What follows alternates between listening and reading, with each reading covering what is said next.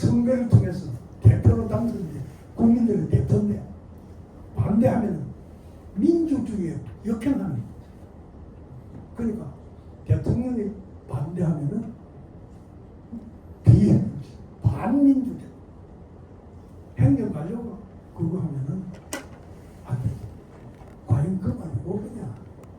그 공직자는 국민의 대표, 대통령이 명령을 내렸을 때 그 반대를 하면 안 되는 거냐? 이게 이제 학문적으로 우리가 밝혀야 됩니다. 그게 3장에서 내가 자세히 봤는데 공직자나 공익소를 위해서 그걸 반대할 때는 반대를 해야 된다. 뭐 심할 때 대통령하고 싸움도 해야 된다. 라는 게 이제 결론입니다. 근데 아까 전상기 대표님 이야기했는데 이 파트에서 공직자가 문제 싸움 그게 대통령이 내린 명령이 공익을 심각하게 훼손한다.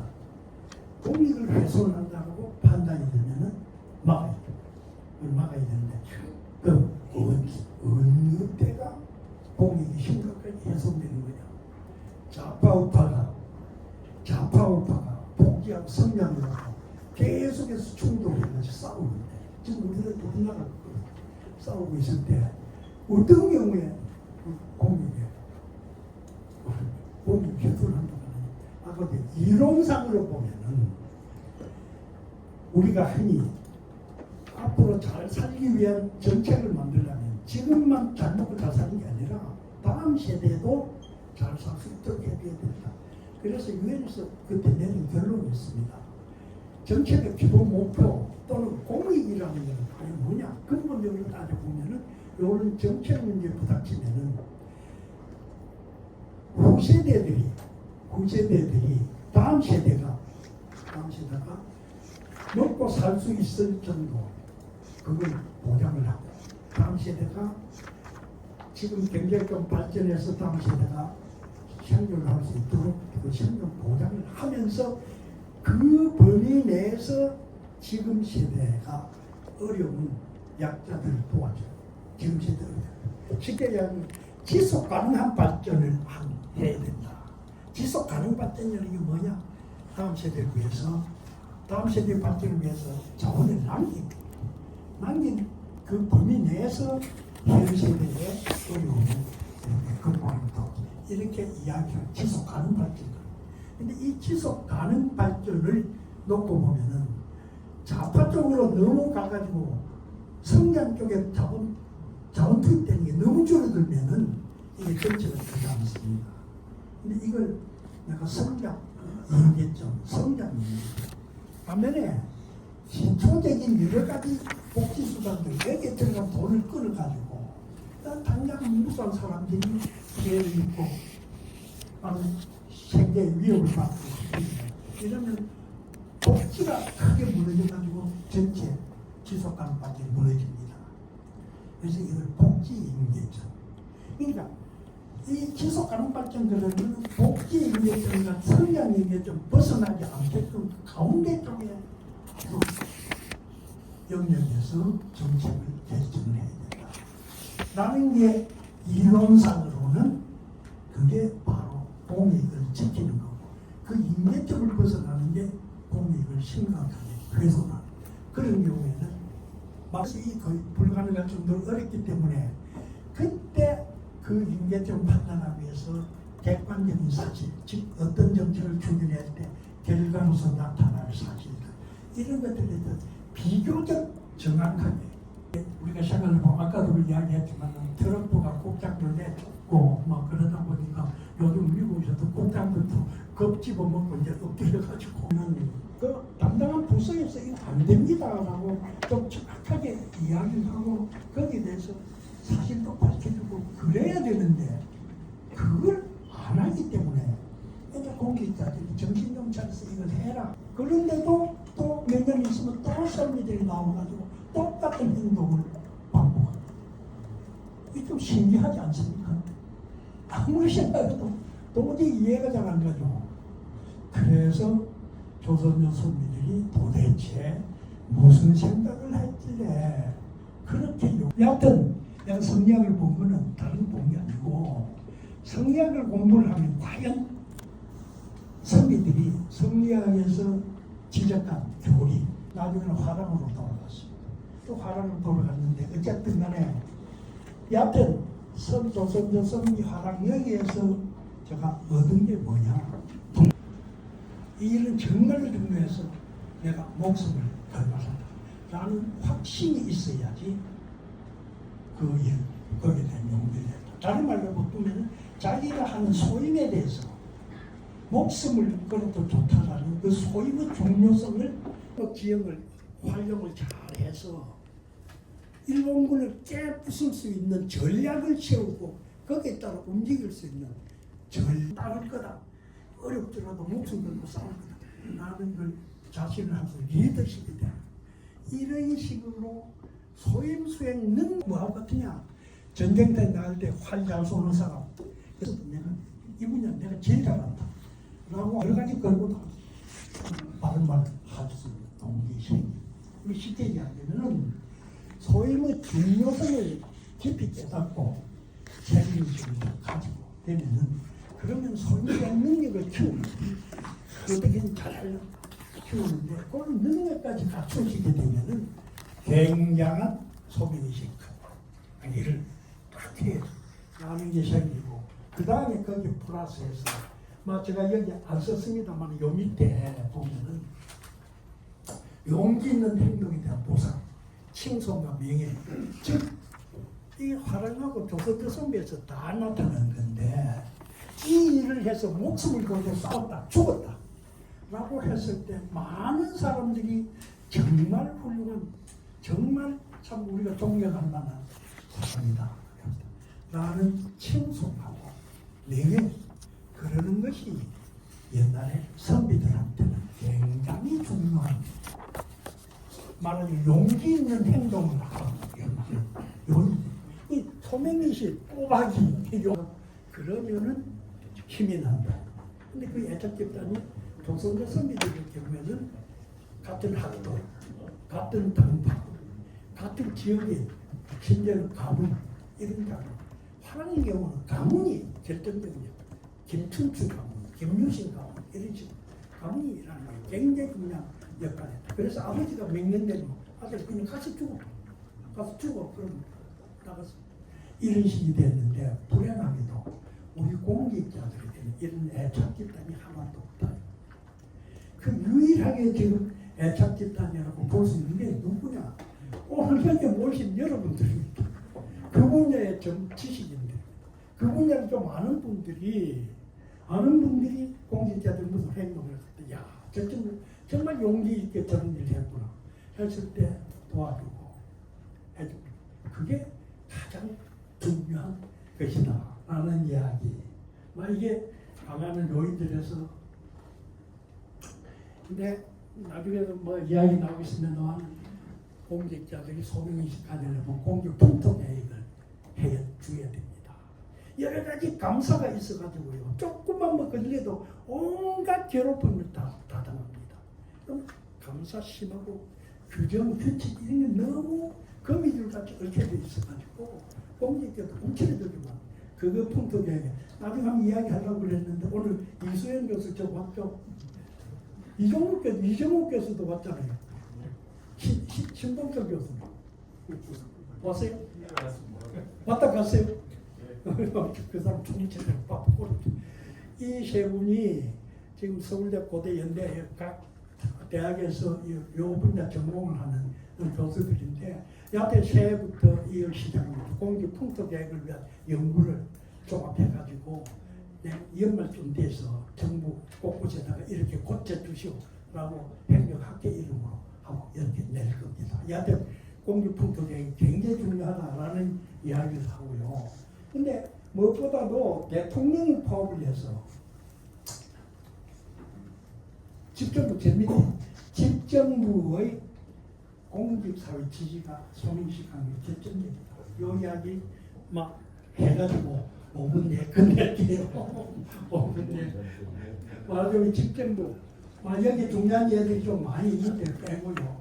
결국 마무리를 못해서 가는데, 여행 지난번에도 했습니다만은, 이 공직자들이, 훌륭한 공직자들이 돼야지 희망이 있는데 훌륭한 공직자는 소임에 대한 책임감이 강하고 중요성을 인식을 하고 그리고 수행 능력을 키우고 능력이 강하다. 이런 사람들 키우려면은 이게 대통령을 한 집정부가 공직자들 잘 격려를 해줘야 돼. 훌륭한 공직자들 발탁을 하고 이 사람들을 믿고 여기에 일을 맡기고 그래야 된다는 왜 그러냐는 걸 책에 자세히 써놨는데 그렇게 하는 게 대통령을 위해서도 좋은 거다라는 걸 내가 책에 자세히 그럼 거기서 뭘 썼느냐 훌륭한 국왕들 훌륭한 대통령들은 그렇게 하는 게 자기한테도 좋다라는 걸 다 알고 있어요. 다 알고 있어요.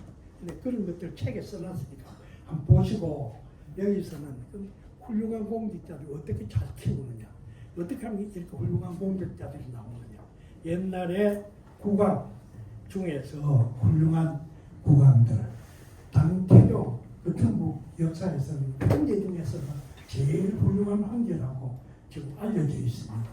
이 당태종이 뭐 하여튼 고사나 뭐 크게 이 사람은요 바른 말 듣기 위해서 여러 가지 장치를 만들었습니다. 장치를 만들어서 뭐 우리 집에 하면 신문고 비슷한 것도 만들고 뭐 만들고 해가지고 됐습니다. 그것뿐만 아니라 조회를 할 때 대신들이 조회 석상에서 바른 말 그냥 왕한테 마음대로 할 수 있도록 그걸 하려고 노력을 굉장히 했는데 그 대비 예를 내가 이야기를 할게요. 근데 당태종 쪽 불행하기도 얼굴이 엄청 무섭게 생겼답니다. 우리가 잘 몰라요. 무섭게 생겨서 그럼 한번 정색을 해가 딱 쳐다보고 그냥 길 같은 거 가지고 사람이 벌벌 떤다고. 그 조회를 하다가 대신이 뭔가 말하려고 나와가 이야기를 하는데 당장이 딱 정색을 쳐다보면 막 사람 얼어붙어가지고 말을 잘못하고 버렸어요. 그래서 이 사람이 아이디어를 냈습니다. 이 사람이 냈는지 황후가 냈는지 모르는데 여하튼 황후가 이 사람이 굉장히 훌륭한 황후로 알려졌다. 장손 황후가 어떻게 했느냐 조회에 나갈 때요 문 앞에다가 거울을 큰 걸 놓고 거기에 가서 얼굴 표정을 바꿉니다. 부드럽게 될 수 있는 대로 겁집어 먹지 않게 그래 열심히 바꿔가 장손 황후가 오케이 이래야지 조회에 나갔답니다. 조회에 나갔는데 그런데도 대신들이 바른 말 못했답니다. 근데 오직 한 사람 위징이라는 사람이 바른 말을 했는데 이 위징이라는 사람은 원래 당태종이요 자기 형이 태자 즉 세자인데 자기 형을 죽이고 황제가 된 사람입니다. 황제 된 그 형의 참모 최고 참모 위징이 아주 유학자로서 덕성이 있는 분. 이 사람을 모셔다가 당신이 바른 말 계속해라. 내가 당신이 아무리 나쁜 말을 하더라도 절대 당신 벌 안 준다. 그러니까 해라. 그 사람은 바른 말 하는 그 담당하기로 하고 대신이 되어서 이 사람만이 조회석상에서 나와가지고 바른 말을 했는데 그래도 이 사람이 조금 심한 말 하면 막 당대중 화가 나가지고 막 조회 파고 그냥 나와가지고 그냥 씩씩해 되면서 그 이놈이 죽여버린다. 죽여버려야 되겠어.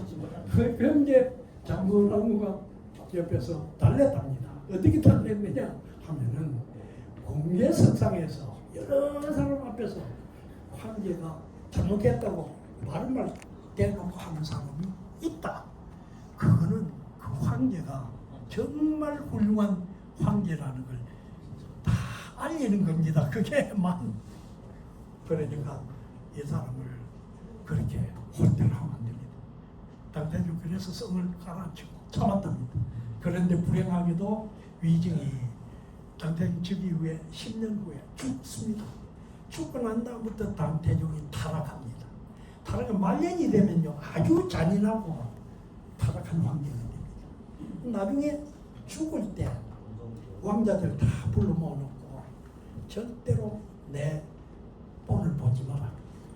내가 했던 행동 이 절대로 하지 마라. 그렇게 신신당부를 하고 죽었답니다.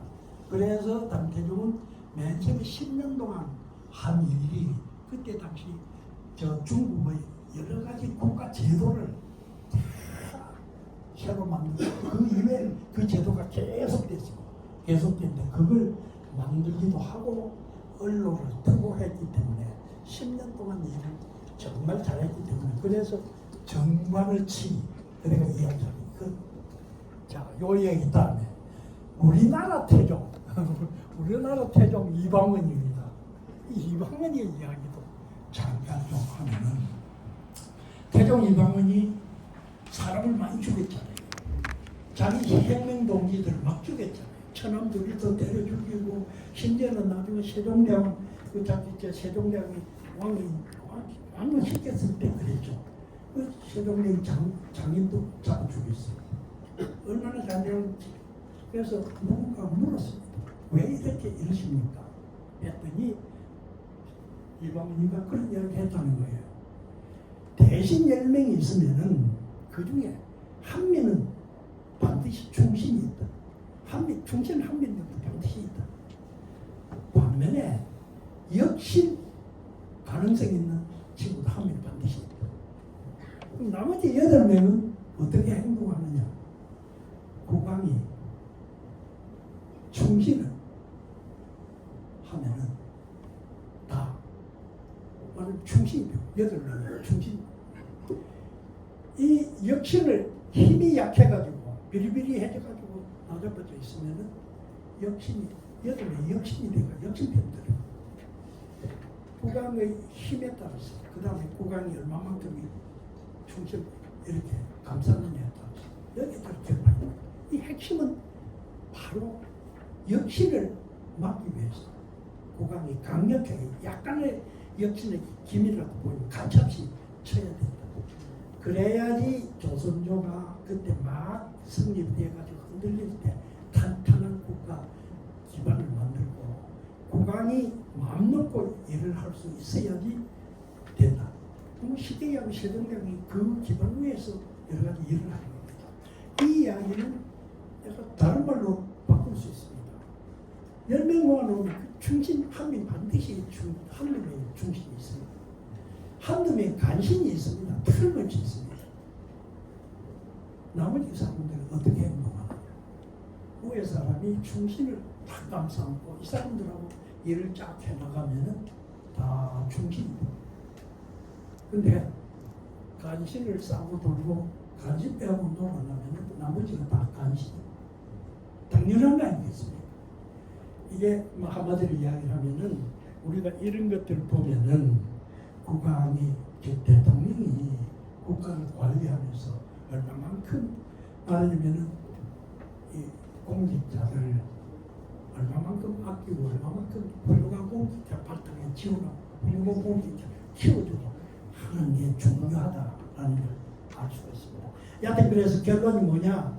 여기 이제 책에는요, 여기 뭐 지금 공직사 이제 다 떠나신 분들이니까 이 부분은 공직자들 일부 부분인데 공직사회 소병의식을 갖고 공직사 생활을 하는 게 개인으로 봐서도 굉장히 좋은 일이다 라는 것을 잔뜩 썼습니다. 그래서 막 결론은 이런 겁니다. 사정이 지금 굉장히 어려운데 방금 대통령 뭐라고 이야기를 했지만은 대통령이나 직접 정권을 잡은 사람들이 국가를 위해서 공직자를 잘 경력해주고 키워주고 훌륭한 공직자를 키워주는 게 굉장히 국가를 위해서 큰 기둥을 만드는 거고 거기에 따라서 뒤에 지금 공직사에 들어오려고 그러는 애들 요즘 들었습니까? 인기가 엄청 없답니다.